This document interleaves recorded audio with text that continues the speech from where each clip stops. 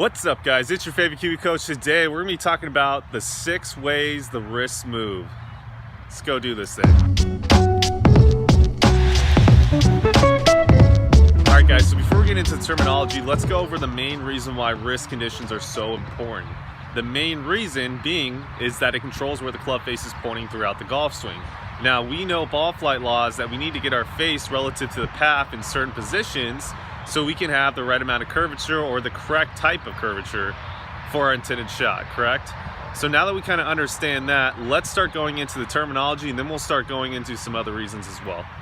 All right, guys, so for the first terminology that we're going to talk about is the radial hinge in the golf swing, okay? So radial hinge, simply put, is just the wrist working in an upward hinge like such, all right? Now, radial hinge comes into play in the takeaway. It also comes into play slightly on the downswing as well. Let me kind of show you what I mean real quick. So in the takeaway, there is a little bit of radial hinge in both wrists, and on the downswing, the radial hinge increases a little bit as well, like quote-unquote lag, correct? Now, the second terminology we're going to talk about is ulnar, all right? So ulnar comes into play more so on the downswing. Once the hands are level to hips, that's when you're going to start seeing ulnar, okay? We're not going to want to have ulnar in the takeaway. We're definitely not going to want to have it in transition. Possibly with driver is a good feel for some of you guys, but if we're going to be ultra specific, once the hands get level to hips, then we're going to start seeing the ulnar start coming into play, and that helps us control low point, where we're hitting the ground. The next wrist condition is going to be flexion of the lead wrist. So you typically see this one more so in transition. As they're going into that pronation feel, they're also going into that flexion feel. It's going to look like this.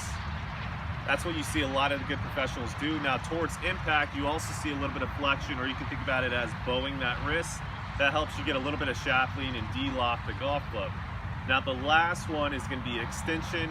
You typically don't see lead wrist extension unless the player has possibly a really strong grip like such. You might see some extension to counteract that with the better players. If you want to hit a really high shot, having extension in transition will really open up that club face. But again, typically you don't see in the better players having a lot of that extension unless they're trying to hit the golf ball high. I do see that a lot in amateurs. That's why we typically recommend a little bit more of a flatter lead wrist, or possibly even going into flexion. So anyways, those are the 6 ways the wrist can move. Again, as you can see, moving the wrist in certain ways controls what this club face is doing in terms of where it's going to be pointing, / where it's going to be bottoming out in term on the ground. So again, these 6 wrist conditions and fully understanding them and how you can utilize them in your golf swings are very important to become a better golfer and control your golf ball. Alright guys, I hope you liked that video. Smash that like button, leave a comment, let me know how I'm doing. Subscribe if you feel like I'm giving you guys value. And as always, hope you guys have a good day and look forward to the next video.